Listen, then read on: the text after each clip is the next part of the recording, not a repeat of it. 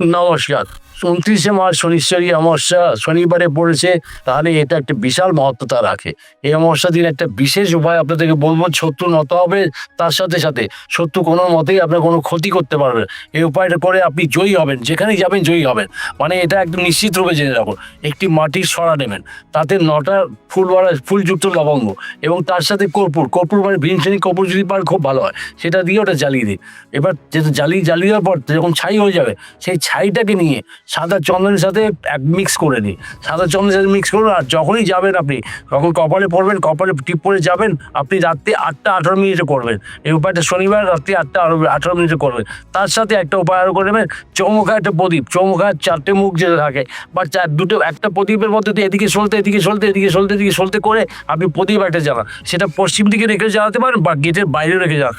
প্রদীপটা তেলের হবে, তেলের প্রদীপটাই জ্বালাবে। আপনার নেগেটিভিটি কোনো আসবে না ঘরের মধ্যে।